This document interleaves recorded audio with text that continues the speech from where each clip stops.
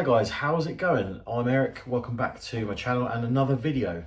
Now those of you that watched the last video about me getting my layout hairfield to an exhibition, thank you all for the positive feedback and the comments. It was very much appreciated and I loved seeing all your views and opinions about it all.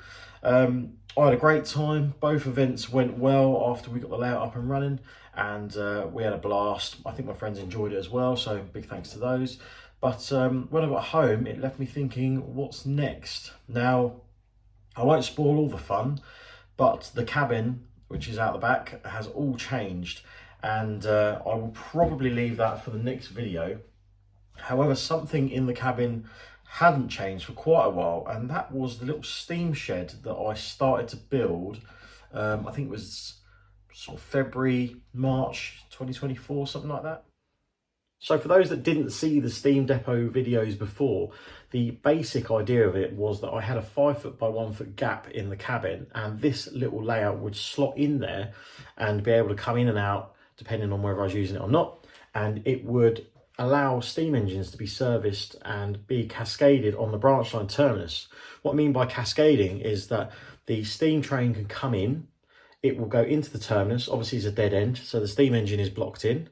The steam engine that brings the train in is then cut off from the train, uncoupled. Then, instead of reusing that loco, a different loco from the depot comes into the branch line terminus on the front of the train and takes the train away in service. The steam engine then left behind at the buffer stops then follows the train out and goes into the depot for servicing and is ready for the next train that comes in, and they do the same over and over again. Now that was a really good fun little thing to do in the cabin. However, obviously, as I mentioned earlier, I have changed it all and that is now no longer an option, sadly. The branch line is gone, it's not in there anymore. So what are we going to do instead? Because I still want to have this play value, but I can't do it there anymore. Well, it actually turns out there is an idea, and me and my good friend Richard Hall, who is a bit of an AnyRail expert, have been discussing plans for Hairfield's exhibition mode, because the Hairfield that you would have seen at Rapido Rail-X is growing by 4 foot and the branch line is all being rebuilt, and I believe the front of the layout scenery wise will be 46 foot long, which sounds a bit ridiculous. But anyway, basically the idea now is we will still retain that depot, and instead it will go in the branch line for the main exhibition layout, and it will provide the same purpose. It will feed the branch line terminus station with locomotives, and it will also be a stabling point for the odd train here and there. However, in its current form, it didn't work for taking it out, because the exit of the track for the depot was on a dirty grey sharp bend, and to incorporate it in the main branch line for Hairfield's exhibition mode, we basically needed to straighten out. So that left me thinking, Hairfield's a massive thing to take out, and occasionally I do go to little shows where I think, do you know what, it'd be nice just to bring a little thing that I could mess about with a few steam engines or a few little sort of multiple units, say hello to the public and just have a day playing trains. And I thought, well, actually we could tie the two together. This is just sat on a shelf, so why not extend it? Now, the plan is we're going to extend it by 3 foot. I've got a board from Tim Horn. If you don't know who Tim Horn is, he's the one that makes all my baseboards for my layout. It does a cracking job. So we've extended the layout. It's now going to be an 8 foot scene. So a 5 foot board and a 3 foot board. We are reusing the canopies that I cut off of Hairfield before the Rapido Rail-X show. So they have not gone to waste. They are 4 foot each. So of course, a 5 foot and a 3 foot board makes 8 foot. 2 4 foot canopy boards make 8 foot. So we're reusing those. And then basically we're going to have a jiggle around, make it a bit more usable and fit a bit more scenery in, and basically just wing it and see how we get on. So let's crack on. So here we are then. Excuse all the stuff everywhere because I've obviously been making a mess, but this was, or is, the little depot layout that I had. As you can see, the track is all still there. However, there was a big embankment running all the way around the back. Now that needs to come off. The reason being is when I want to get this out at an exhibition, it can also be used in the branch line for my main layout. And there's going to be another 1 foot wide board here where the branch line and the 2 main lines will run down behind. So obviously I can't have an embankment in the middle. So that embankment's got to go anyway. I will explain all this in a future video, so you'll have to bear with me on that. It will all make sense eventually. But I'm thinking the embankment's got to go regardless. So that leaves me a bit more space. And also the original plan for if I ever took this out was that this turntable board I've got here, so this is a little Tim Horn turntable, you can see, just move side to side like so. Because of the way that the track exited to match up with my branch line in the cabin, because it went around a curve, this had to be staggered. So it never really worked. It was a funny sort of little curve to make it all sort of fit and line up. And to get it to line up with that one, it would be way over. So that was something I never liked anyway. So I did originally have the plan of putting another board in between. I never got round to it. However, I now have the board. I spoke to Tim Horn the other week and he very kindly laser cut me a 3 foot by 1 foot board up, and he even kindly built it for me rather than me build it myself. He's done a very nice job of it actually. So he's used some very nice screws with Torx heads and he's sanded all the joins down so it's all lovely and flush and smooth. So that's a 3 foot board. This is 5 by 1, so we'll have a 3 by 1 extension, and then this 3 by 1 turntable can go on the end of that. However, obviously the turntable board, we want the exit road to basically go straight onto it so that we can have as many roads in here as we want. So that's going to be great. To get as much play value as I can out of it, I want to extend this road further up a bit. Reason for that is I want to be able to actually fit a 4-car London Transport train in there now, so that I could stable something like an A-stock or similar. But then obviously I've got this space now as well, and we're going to have another 3 foot board. So the thinking now is I can actually have a second stabling siding running alongside that, but staggered, so it sort of stops halfway but then comes onto the other board, and then have the same again. So you can run in, you can go into one of the 2 stabling sidings, or you can come out and there's a little head shunt so locos can shuttle in and out of the depot itself. So I'll get this out of the way and we'll put the other 3 foot board on, and I'll lay some bits of track on so you can see the idea.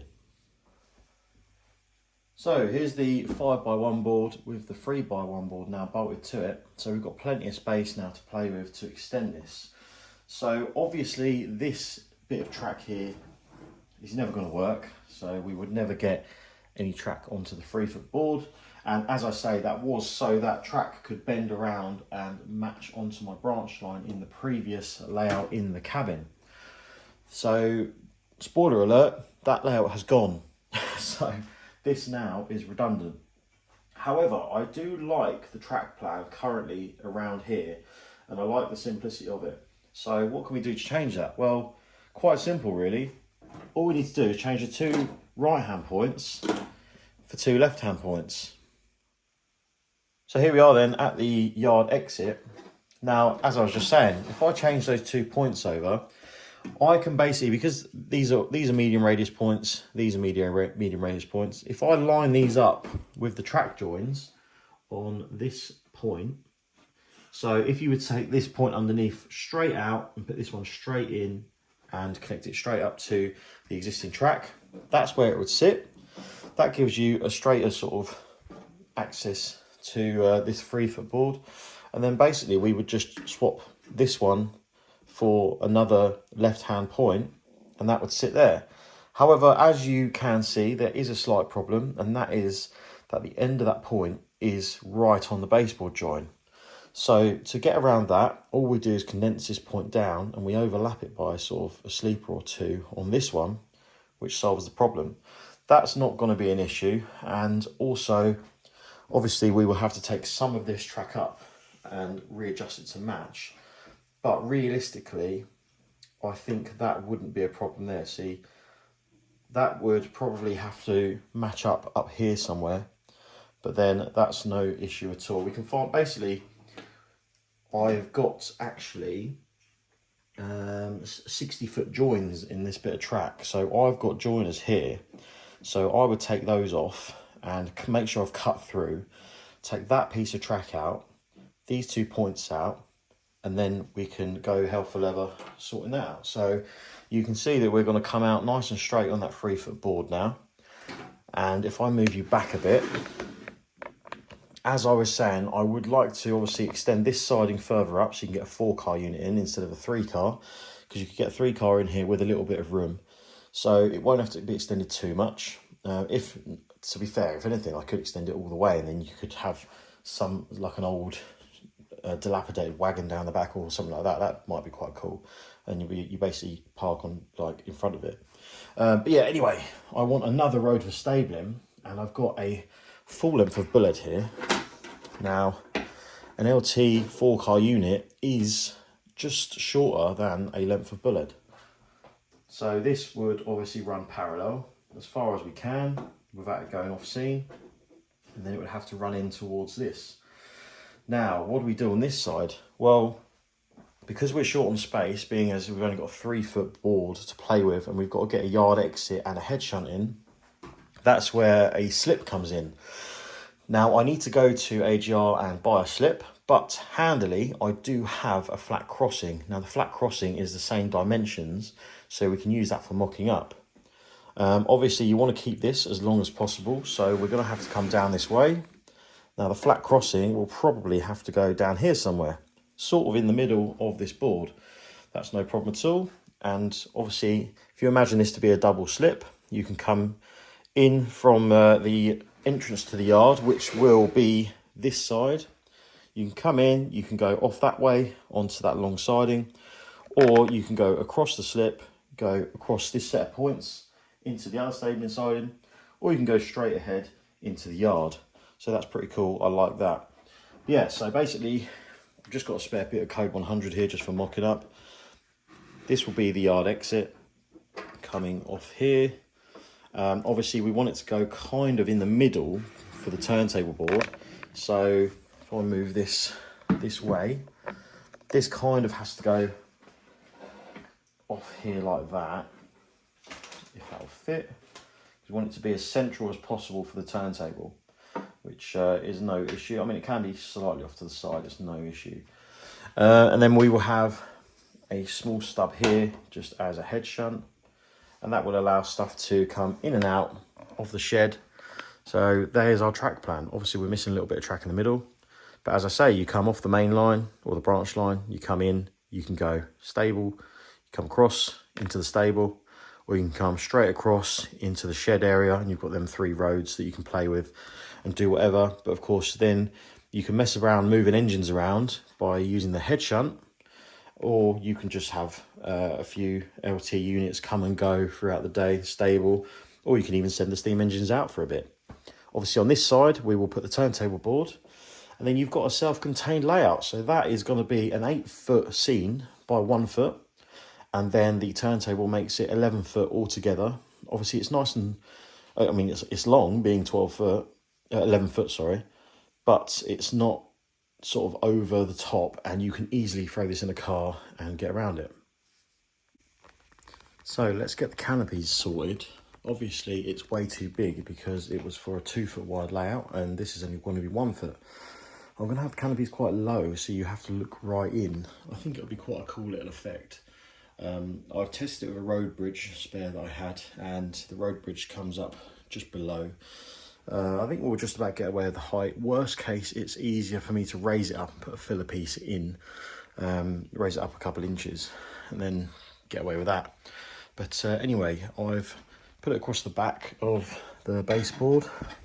I've got to draw along this edge and then get a nice right angle cut all the way up there, and then we've got to take the front off and basically put the front onto this piece. So we're going to have to cut some little tabs out to make that work, and then go from there.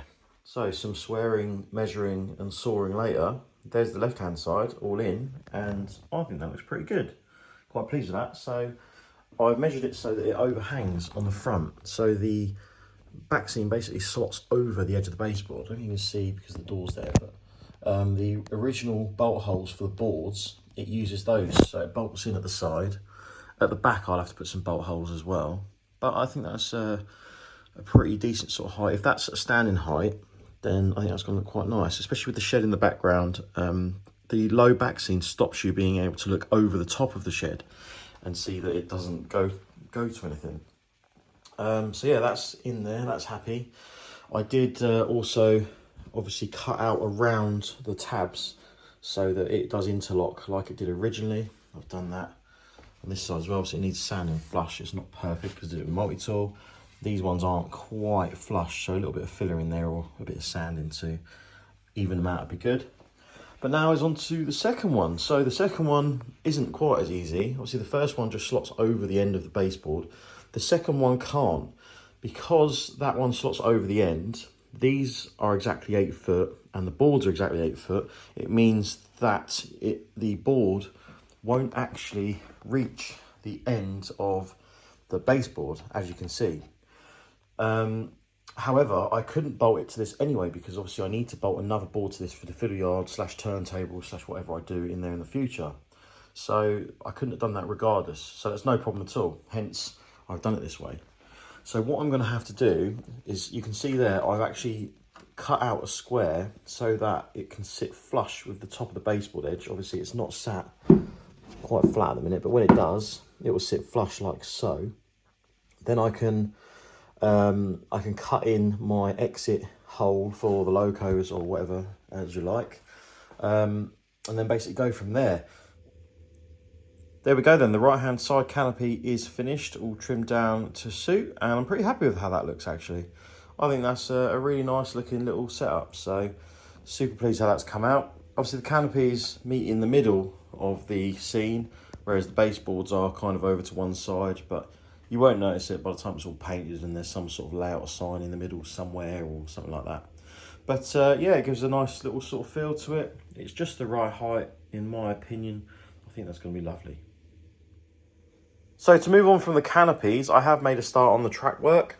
I took the 2 right-hand points up, which were here and here, and as you can see, I've scraped up all the ballast and I've made the board ready for new. I've also taken some of the track up on the siding at the back from here to where the right-hand point was. So that's ready. I've put a 38 stock there just to give an idea of space. So obviously that's a 4-car. That's probably sat where the clearance point will be on this side. And as you can see at the end, there is plenty of room for a 5th car. So I think I will extend that siding a little further back, because that would mean that down in the long term, my Rail Legion train could get in there, which will be 5 cars. So that'd be nice. This is the idea with the other siding, so that's going to be just in front of it and just going to go on to basically the edge of the baseboard. I'll get it down as far as I can, and that will join on up here to a double slip. Then you've got a head shunt on the left, and you will have the exit on the right, which will be just there. And I have gone ahead and fitted a semaphore bracket signal from Dapple, just as a bit of a placeholder. I'm not sure whether I'll use a bracket signal or if I'll use a single. I'm just thinking about the signalling on the branch line altogether, and it's sort of 50-50 what I do really. I do want to semaphore the whole branch line though, just for a bit of added interest. But yeah, so that's going to be the exit. I'm keeping it in the middle because when using a traverser or a turntable board with this, it will make life a lot easier. It's not as easy for fitting it into Harefield's branch line, because ideally I want this track to come over here so that it feeds in. But we can make do and sort that on the next board. But yeah, what I'm doing now is I am fitting, well, I've already fitted this left-hand point. I've had to actually trim the top of it because I didn't have enough space to the board joint. So I've cut this point down quite drastically. It now fits in here. You can see where it used to be. But that basically saves a lot of space. This end, it means that I'm able to fit just about 2 copper-clad sleepers in. And it means that the point motor hole is away from the baseboard edge, because if I fitted the point as it was as standard, the actual point motor hole would need to be on the edge of the baseboard, which obviously is never going to work. So I fitted it here. What I'm doing now is obviously fitting copper-clad sleepers, but on these bullhead points, if you take these 2 bottom sleepers away, it loses its gauge. So what I'm doing is, obviously I've got to shorten this, but I've cut the webbing under here. I have pulled the 2 sleepers back, but not taken them off. Then I've put some glue down and slid the copper-clad sleepers under and glued them in place. And I will now solder these to the rails. Then when they're soldered to the rails, I can take these 2 sleepers away because I know the gauge is correct. And then I can cut down the rails flush with the edge of the baseboard. Now then, you know how I like a rethink halfway through building something. Well, this siding at the front was going to stop around here somewhere. But in doing so, it doesn't leave you much space. Obviously, well, it's probably pretty realistic, but it means that the slip would have to be over here somewhere, because these 4-car units are about the length of one of these pieces of track, but then you've got to have a bit of clearance, then you've got to have the slip. So the slip would have to start in the middle here somewhere, and be just before the signal. And to be honest, I think it will look better putting it all the point work in one place. What that means though is the line, this one here,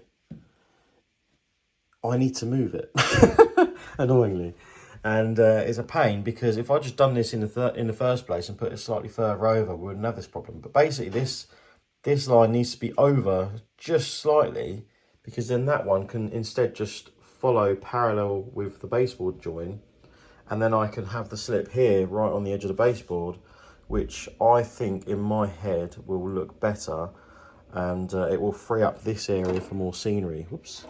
So yeah, basically I've actually got to rip that line up as well, but it's all in the name of fun, eh? I think to save my sanity though, I will do that later, and for now I will concentrate on the new board and fitting this double slip. So let's get that in now, because then if I fit it, then there's no going back and I have to do it. Otherwise I'll and ahh about it all day, and I probably won't make a decision, and then it'll be time to go to work and I would have achieved nothing. So let's get the drill out, we'll drill some point motor holes and we'll fit this point, and we'll go from there. So I want this double slip on the baseboard joint, as you can see, butted straight up against that bit of track. But you can probably see the glaring obvious problem, and that is this bit of track doesn't line up. So what I would usually do in this scenario, what I've done on Harefield, is I've actually overlapped the point, a bit like what I did on this one. And I've basically I would replace these sleepers with copper clad, then cut these ones off and trim all the point down so that the point sort of fit like that, and then adjust the sleepers as necessary, put it where I need it so that the sleepers are in the right place, probably about there.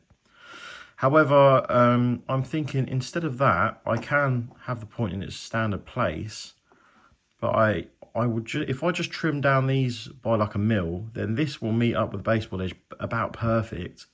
Then I can just extend this bit of rail with another piece. Now, another thing while I'm thinking about it that I forgot to do is, obviously this is all bullhead track. It's got the nice bullhead joiners everywhere except here. So I actually forgot about this, didn't really think about it. So what I'm going to do is I'm going to reheat the solder joins on this copper clad sleeper. I'm going to slide a bullhead joiner onto the rails and then resolder it, and then hopefully cut it off flush with the edge of the rail. Then I will do the same on the rail on this side and then cut it off flush. It's basically going to waste sort of 2 joiners per piece, but that will give the effect that there is a joiner there. And I can also use this here. I'll put a bullhead joiner there, and I'll solder on the inside so you can't quite hopefully see it. And that will give me a nice little bit of rail extension. And then obviously I can solder the copper clad sleepers under that. Hopefully that will give the effect that there is in fact a joiner there. Otherwise it looks a little bit stupid. I mean, by the time it's all painted up, you don't notice it as much, but fingers crossed that'll work. So that's going to be a fiddly one. So I'm going to crack on with that, and I'll come back when I've done it instead, and then we'll fit the point. So the double slip is now all sorted and modified at the ends. Extended that rail. I've put fish plates in, just in case anyone notices, and then I've put copper clad sleepers. So you can see that there. Obviously this one needs cut into size. I'll do that later. So I've got to mark out for where the point motor hole is going to be. So we'll just line the slip up where it's going to go. It's going to be pretty much there. Then what I do is, you've got the tie bar oops, I just moved it. You got the tie bar here running across. So I literally mark one side, then the other side, and then just decide which hole you want to put the point motor through. Basically try and put the tie bar, sort of hold it in the middle, about there, and then just mark with a line either side with the central position of the hole. I'll do the same with the back one. Again, center of the hole there. And then when you take the point away, you should have marks like this. All you need to do then is roughly find the center, which is going to be about there and about there.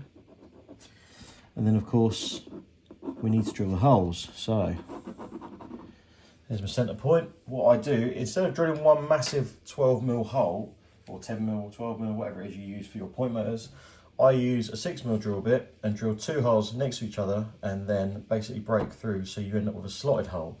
It just means you don't have a gigantic hole in your baseboard. It's a little bit neater if you get it nice. So we'll just drill these now.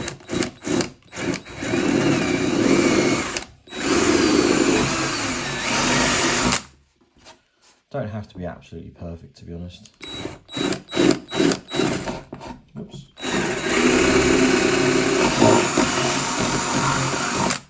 There you go, there's one.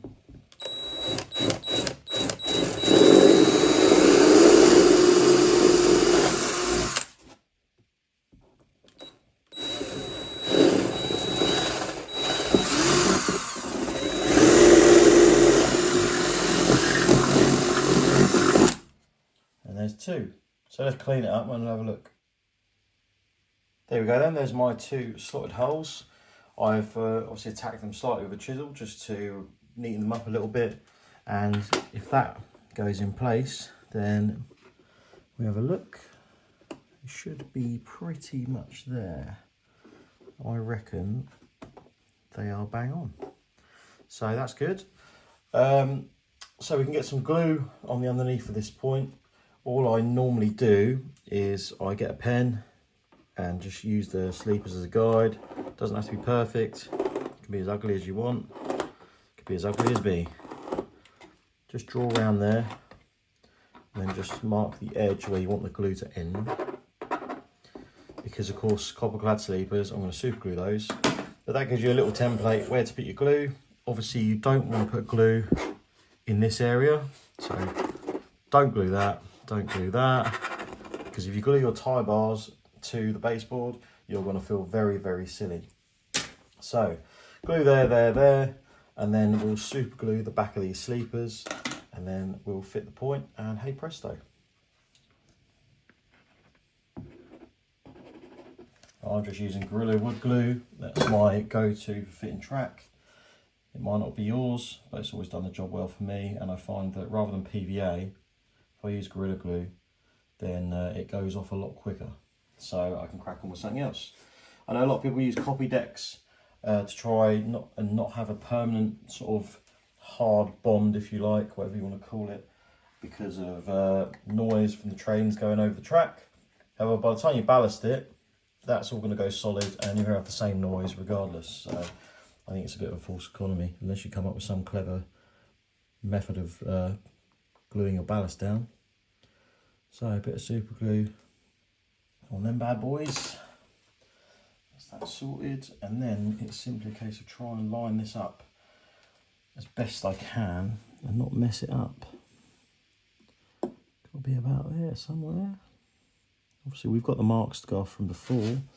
I just want to get a good look down and make sure we are lined up with the next point on the next board. Once that's in place, we basically just want to push down ever so slightly on those sleepers for probably 10 or 15 seconds. And then hopefully, if I've done my job properly, when I take my hand off, they will be nice and stuck and it won't go anywhere. Obviously, it is just a guessing game. Hopefully we get it right. The only thing with this is the sleeper spacing across the board join is probably a little bit closer than I would ideally like. So this sleeper ideal world, I should have put it ever so slightly back, but I'm not overly fussed. I mean, there's much worse out there. I think when it's ballasted, it will look fine, and hopefully we'll get away with that. But yeah, that's our point down. All I normally do now is I get some pretty small little screws, like so, and I will screw the point to the baseboard just gently. So I'll normally go somewhere sort of between the frogs there, maybe, somewhere with a sort of thin piece. I will put 2 screws in, I'll screw them down so it just touches the rail, and that just pulls the point into the board. By the time you come back to ballast, all you need to do is chuck a little tiny bit of super glue in the hole. If it's a big hole, then the ballast won't fall through. If it's a small hole like this, then I don't think we'll have a problem. Obviously, you'll notice that I haven't yet wired the point up. I find that with bullhead track, to be fair, with most track, if you haven't ballasted it, I'm pretty good now. I've got the knack of it, of actually wiring them after. So I'll basically drill the wire holes to go through the baseboard, poke the wire up, and I'll hold the wire from underneath the board so it just touches the rail underneath, and then I'll get the soldering iron just in underneath, touch it, and then that'll be that soldered. I tend to have quite good results with that, and that's how I did the whole of Harefield when I rewired it, and it was pretty spot on. So obviously you can make your mind up how you want to do it, it's up to you, but it's just the way I do it. Just fitting the exit line now then. So I've got one long piece of flexi to do this section. Obviously I'll have to cut it short and put 2 copper clad sleepers on the end. Being as Bullhead uses the Unifrog point system, obviously you can use metal joiners. You don't have to use insulated ones on the inner V of the point, so that's really nice. So obviously I've got the length of track in here. It's roughly in the position I want it now, and I always test fit first because you want to make sure you can get the rail gaps correct. Make sure you leave a gap where each rail butts up against each other. So you want the rails even, and also you want to even out all the sleeper spacing, because bullhead track, the sleepers do have a tendency to go all over the place, as a couple of mine have here. So I'm just manipulating them slightly now just so that they go in a nicer position and they don't all sit sort of zigzagged, because it's a very easy mistake to make on bullhead, as I've seen a few people do it. So yeah, it's always worth a quick dry fit. Obviously we'll just manipulate these sleepers, and then as soon as that's in place, which will be any second now, then we can draw around this track, same way we did the double slip point. So get the pen, draw around that, then we know where to glue. So again, just very, very lightly go around it. This will probably move a couple of the sleepers as well, so you'll have to just straighten them up again if you catch any of them. So just draw around there, and then roughly on the bottom as well. And all I'll do is I'll then put a bit of glue down there. So we need a stop mark, and then hopefully when we get the glue down, we'll put the bit of track back in. It will fit pretty much as it is, and then we'll just quickly have one last check of all the sleepers. Obviously I'll have to cut the 2 end sleepers off for the copper clads, and then we can solder the copper clads on and we'll be good to go. So with the track laid, there's one little job that I want to do, which 99.9% of people won't notice, but there's a small number who will. Now, bullhead track, as far as I'm aware, is usually in 60-foot lengths, so you need a join somewhere. However, obviously I've made this out of one track section. What I've done is I've got this bit of plastic card, and I've marked it 60-foot scale length. I didn't want to cut it down in case I need it later, so I just put a pen mark on there. It works out as, if I remember, roughly 24 centimeters. So you can see from the join there up to the line, we've got fish plates. However, as you can see, the rail is cut through, but not all the way. So I'm now doing the next one. So if I just move that along there, it takes me to alongside the signal. Now the next one's there. You can see I've dremelled through the rail, but not all the way. So then to get the fish plates on there, basically you need to get one out. I've got some floating around in here somewhere. There we go, there's one. What I will do is I will get this fish plate and put it in a pair of track cutters, like so. Put the track cutters in the slit on the top and just squash them together, and that will actually flare the fish plate out. What that allows you to do is sort of roll it in and under between the rail and the webbing and back up on itself, and then you just squash it back together, and then you end up with that, and it looks pretty good. So it's just the little things. So it's time to lift this bit of track. If you look down it, I'll sort of focus it up there.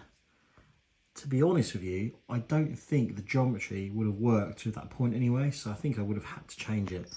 So I've wet it all, as you can see, with a little spray bottle. These things, your missus will kill you for emptying her salt spray out, as I did, but they're a brilliant little spray bottle for ballasting and wetting stuff. So obviously I've wet all that. Now it's just a case of taking a paint scraper, getting underneath it. The reason I use a paint scraper is because it's nice and thin. You can actually get under it without damaging the track, and then you'll be able to reuse the track again. So obviously, go fairly gentle. Probably looks rougher than it is, but you'll have to trust me on that. But anyway, you get under all that, and then be able to lift all the track up, and then it will be a clean slate to start with again. That track is now all laid and fitted then, so you can see the sort of geometry of it. Looks pretty good. And we've obviously got a 4-car 38 stock sat there just to give you an idea of the space.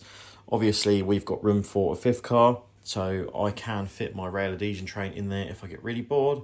And of course the siding in the front fits nicely, just sort of squeezes in there. So I might have to put a little perspex barrier up if I do a show or something, just to stop wandering hands. But I'm not too concerned. So on that siding, obviously that one connects up here, so you've got even more room. So you probably would get 6 cars in there if you really wanted to push your luck. But 5 plus a little bit of change, maybe room for a loco somewhere or something like that will do. I'll have to try and put some sort of footboards in somewhere for drivers to access, as you would in a real depot.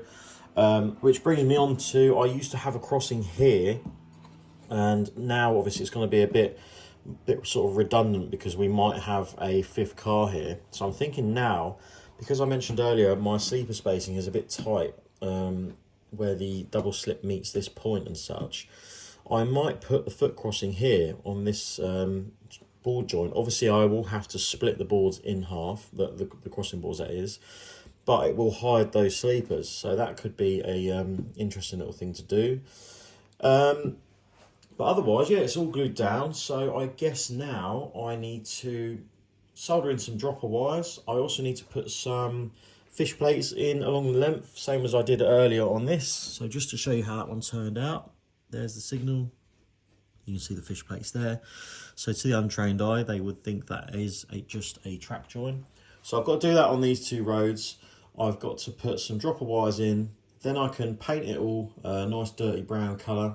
Then come in with ballast, and then after ballast is in, obviously conductor rails, all that sort of jazz, which needs to go back in completely, and then basically go from there. It's all just scenery work and wire it up underneath. I think it's going to look pretty cool. One more little thing, I did have this spare signal box sat around. I've had it here for ages, so I thought why not use it? We can fill a little bit of this space up with it, and that can be the signal box for controlling the signal, the exit signal for the depot and the entrance signal, blah blah. And we might even look at putting some shunt discs around the place, because I can motorise them with servos. It's a nice little signal box though. I think it's an old Hornby item. Someone previously has put a little interior in it. I just picked this up second hand at a show one day. You can see it's got a little LED sat up there. Just sits down the back, so nice and out of view normally. And it just gives you a nice sort of orangey glow when you wire it up underneath. So I've passed the wires through. It's all glued in place. Obviously I've left the lid removable. I probably will just glue some plasticard around the roof, and then maybe look at doing some magnets if I don't glue it on, because then it would make the roof removable and it'd be a nice little view. But yeah, I just think it complements the sort of area nice. My thinking for over here is probably just a mixture of static grass and junk piled up, because when this goes into Harefield, in the branch line, you would have the main branch line running parallel with this board joint just here. So obviously you want to put something in the middle to kind of separate them off. And then you'd have the two sort of Chiltern mains running down as well. Which means obviously we can't go too mad with the front of the baseboard because it has to butt up against the others. But we can still paint it and stuff. So we've now moved on to the end of this video, and just to show you how we've got on, we have made some more progress. The track did take a coat of brown spray paint. I didn't have any rail match, so I stopped past Hobbycraft on my way home, and I thought I'd try this Plasticoat paint, which is a matte brown. And you know what? I'm quite pleased with it. It did quite a good job, and it dries in sort of 10 to 15 minutes. So you can then crack on and carry on working. You don't have to wait a whole day for it to dry like rail matching animals. So I was very pleased with that. Gave the track a nice brown sort of tinge. And then I went over it with some DC Concepts Legacy 2mm brown ballast. Obviously it doesn't match the old stuff, but then the layout does need a pass with the airbrush, so that's no big deal. We can always tile that in. But also with a sort of change in colour of the ballast, it almost makes it look like the rest of the track's been relayed here and there. But I'm very pleased how it's looking. I'm super happy with this little scene. Obviously, it's very dark and dingy with the canopy on currently. I've just got a little ring light up there just to help brighten it up for the video. But in the next video, I'm going to install the lighting setup, and hopefully you'll all like to see what I'm going to do there. And also, we're going to make some legs. I've got the wood, and I think we're going to probably paint the canopies and stuff, and then just sort of see where the next video takes us. But yeah, for now I'm super happy, and do you know what, I think when I get this to a show, hopefully it's going to look pretty decent. Obviously over this end we've got a bridge to build as well before the exit. We've got a few little bits. I want to put something in the foreground over there as well to stop it being so flat and plain. I'm thinking a small substation, the one I took off Harefield, because it's already got LEDs fitted and it would be a good use of it. But otherwise, yeah, super happy, guys. So that's that for now. So again, that brings us to the end of part 1 of this little video, and hopefully you'll stay tuned for part 2 to come shortly, because I want to get this all sorted, up and running and looking good. And then fingers crossed we can take it further and maybe at some point do a show with it. That'd be quite nice, and just get it all detailed up. There's plenty of stuff that I still want to do on this. Obviously, it goes without saying I do need to still get it wired up. And just play trains after that, really, and enjoy the thing. So hopefully you've enjoyed the video. Let me know your comments down below if there's anything you like about it, anything you dislike, and I'll make sure to have a look at those. And I will see you in the next video. Please subscribe and take care for now. Catch you later. Bye.